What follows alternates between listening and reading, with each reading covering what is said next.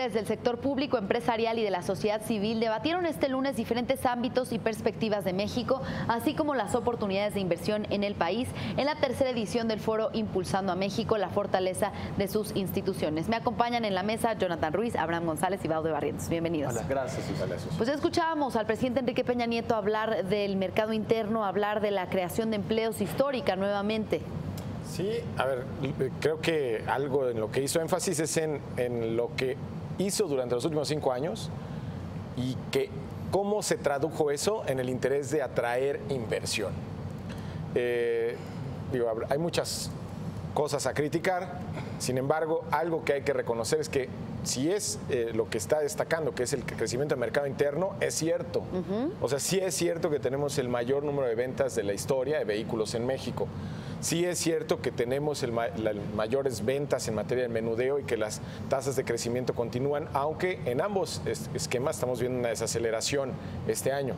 También es cierto que está trayendo inversiones al sector turismo, que lo mencionó, y que tenemos buenos datos en materia de atracción de público del país principalmente y también del extranjero. Y también mencionó el caso de las reformas estructurales, que son denostadas ya por buena parte de la población, pero que bueno, siguen atrayendo dinero y van a traer más en el futuro.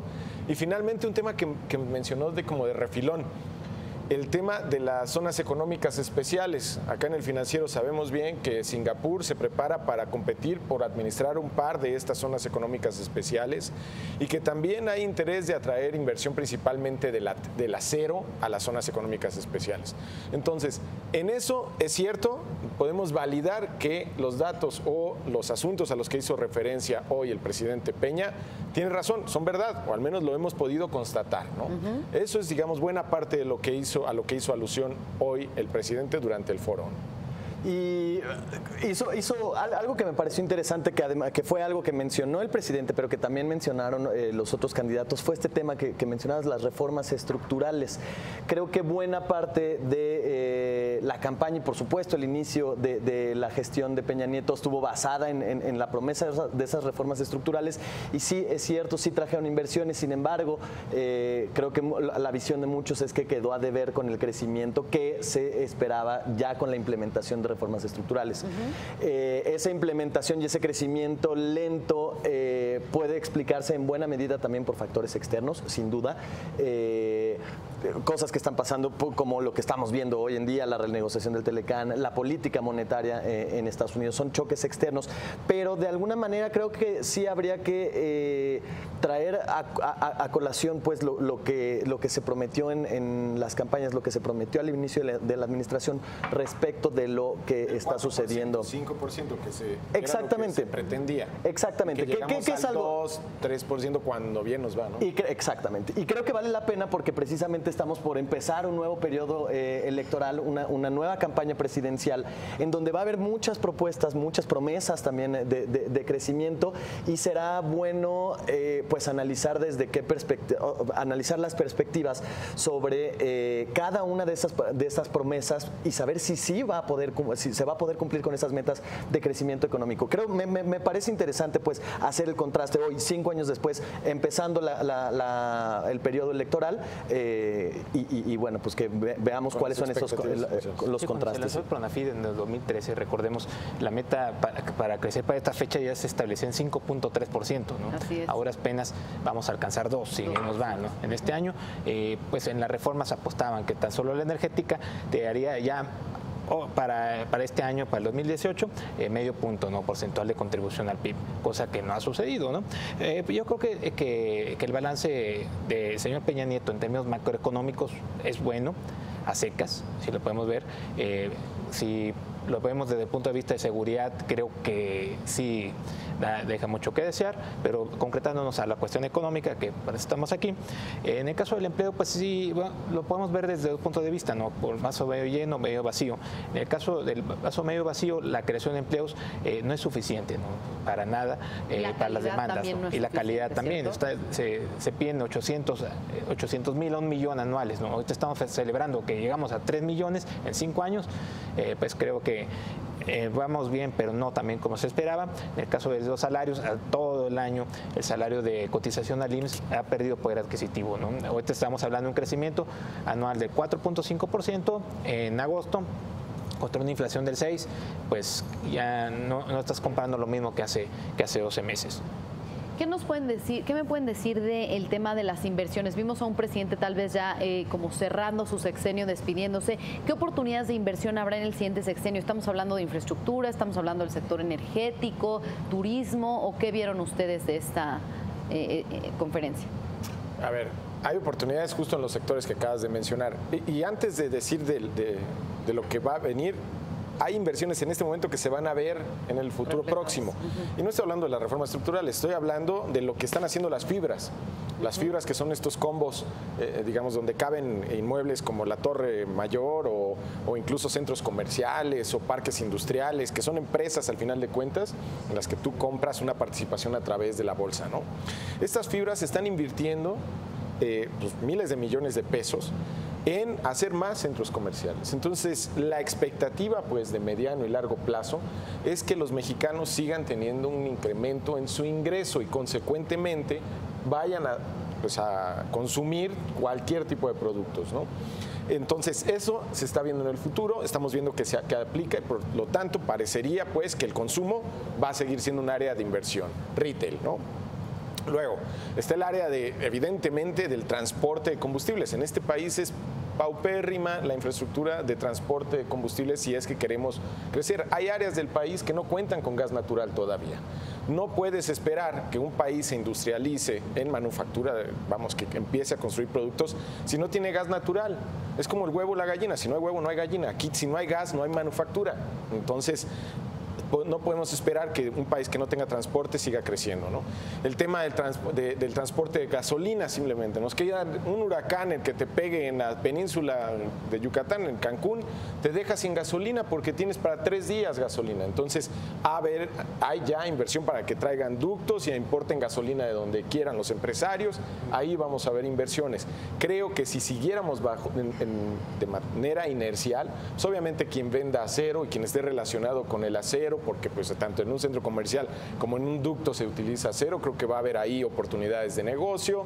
Creo también que va a haber oportunidades de inversión, obviamente en materia turística, ¿no? Y pues creo que ahí están. Finalmente, pues fue lo que mencionó, ¿no? Creo que sí, todos los sectores que mencionaron inicialmente son sectores potenciales, atractores de inversión.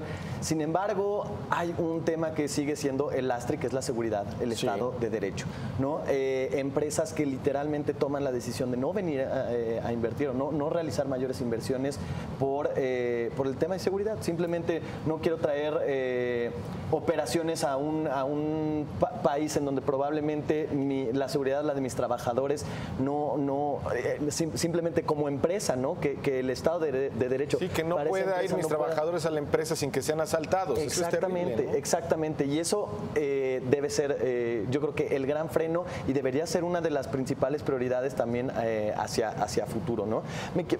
Perdón, me quiero detener un segundito nada más en el tema, o regresar un poquito al tema del empleo que mencionábamos, porque lo mencionó el presidente hoy, mencionó la creación de empleos que tuvo durante este mes y la que ya suma más de 3 millones durante su administración, pero también te quiero compartir, ahí están los datos que mencionó hoy el presidente Peña Nieto, pero te quiero compartir un par de datos.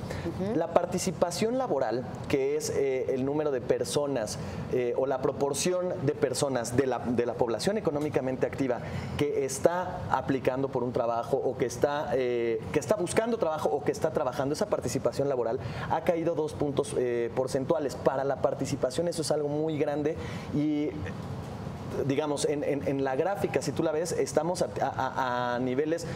Esta gráfica es el tipo de cambio, esto no tiene nada que ver, pero esta participación laboral está a los mismos niveles que vimos en 2011, cuando hubo una crisis económica, a niveles de 2008, cuando también vimos una crisis económica mundial. Eso por una parte. Y por otra, las tasas de condiciones críticas de la ocupación, que son las personas que trabajan, que ganan menos de un salario mínimo, las personas que no pueden trabajar más de 35 horas, que no les dan empleo en más de 35 horas a pesar de que ellos quieren, y esas tasas también están elevadas a niveles de crisis. Entonces, sí tenemos un desempleo bajo, pero las condiciones laborales son preocupantes. Deberíamos también, me parece que el presidente debería poner... Los salarios que mencionaba también, claro. Así es. Pero bueno. Sí, en el caso, bueno, el Fondo Monetario Internacional en sus perspectivas de que apenas las reveló la semana pasada, dice el PIB potencial de México es 2.5% para los próximos 5 años, es decir, para el próximo sexenio.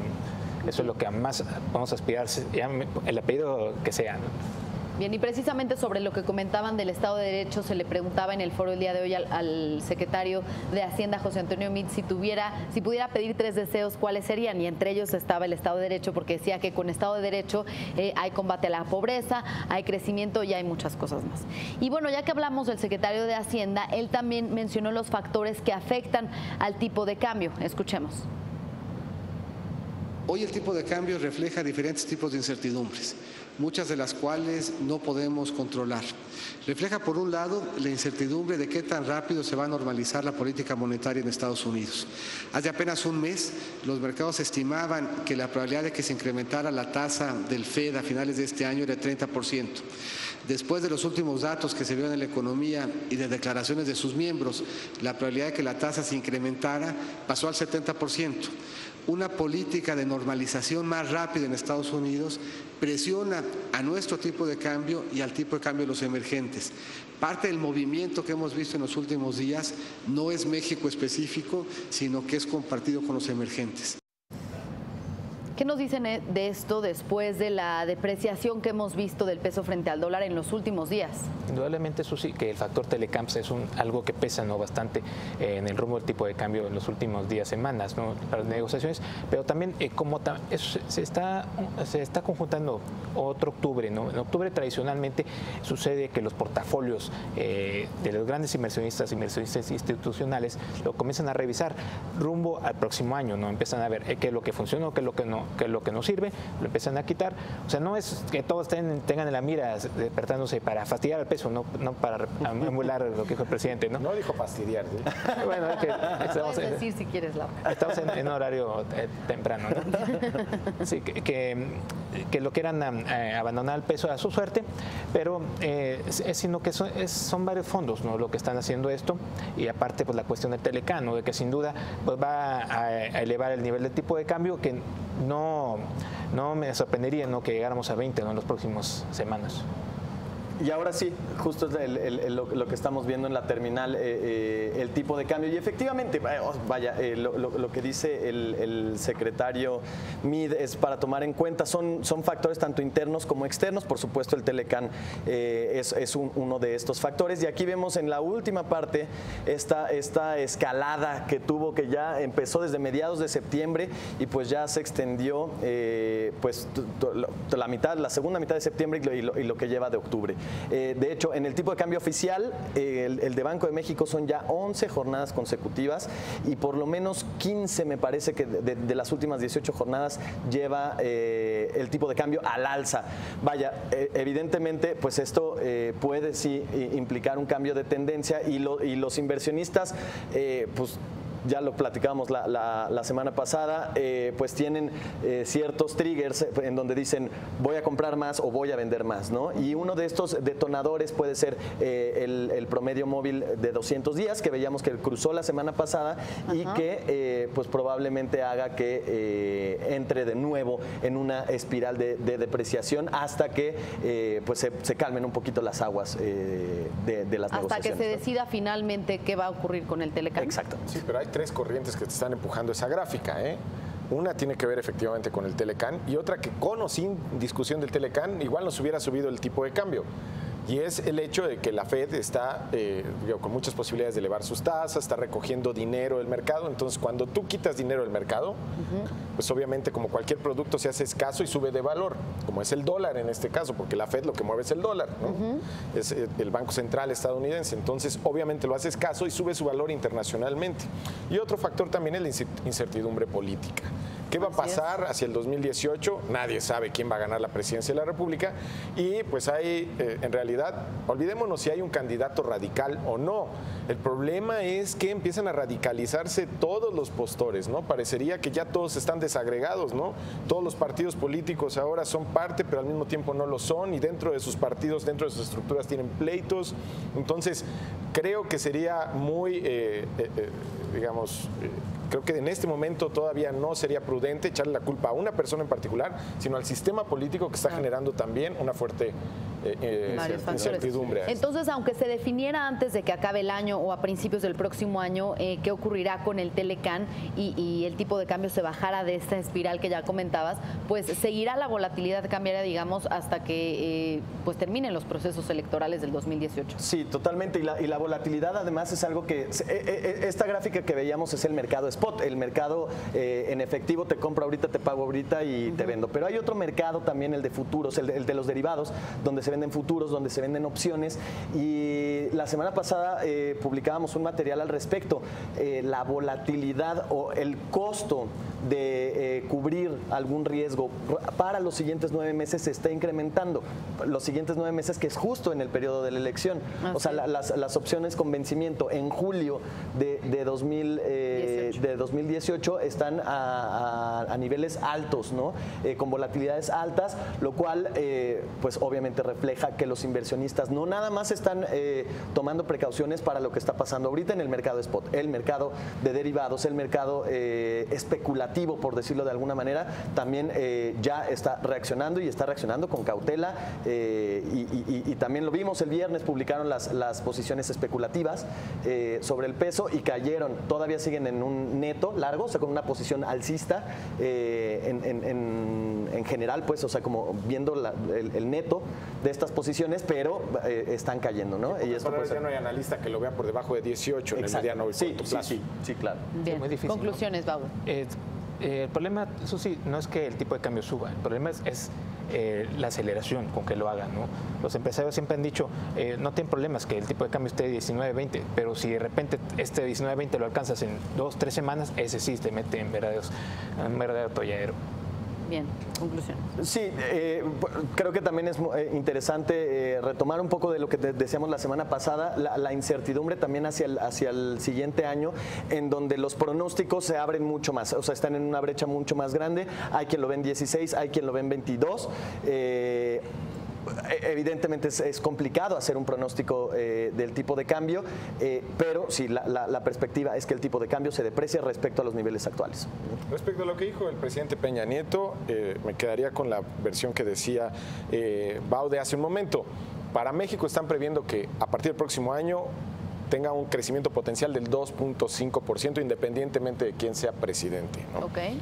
Digo, en el marco económico que nos hemos movido los últimos años, pues un 2.5%, no digo que es el mejor, no digo que es ideal, pero está por arriba del promedio de lo que ha crecido las principales economías del mundo. Hemos estado creciendo por arriba de economías de Sudamérica y no digo que sea lo ideal es que estemos creciendo a tasas del 5 o el 6% para poder darle un empleo a 1 millón de personas, que es lo que necesitamos al año y no estamos ahí.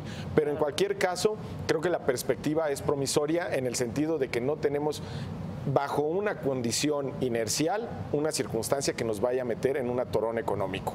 Inercial, estoy diciendo. Y también, perdón, nada más quisiera agregar respecto a lo que dijo Mead durante su intervención hoy en la mañana, es que el tipo de cambio flexible es precisamente una herramienta que ayuda a absorber estos choques externos. Él hacía la comparación respecto a otros episodios pues, de volatilidad externa, cuando el tipo de cambio estaba fijo y en realidad sí había un mayor impacto a la economía. Me parece que es totalmente prudente pues que lo haya recalcado en esta ocasión, decir, bueno, el tipo de cambio sí puede subir, pero es un freno también para estos choques, ¿no? Bien, pues esto es parte de lo que se habló el día de hoy en el foro Impulsando a México. En unos momentos más seguiremos platicando de eso. Vamos a una pausa, pero a nombre del equipo del Financiero quiero agradecer su preferencia en todas nuestras plataformas a lo largo de 3 décadas, más de 3 décadas. El Financiero, un diario especializado, celebra 36 años de trayectoria con un enorme compromiso editorial y con los mejores contenidos a nivel económico, nacional e internacional. Felicidades a todo el equipo y les agradecemos su cercanía y preferencia. Regresamos.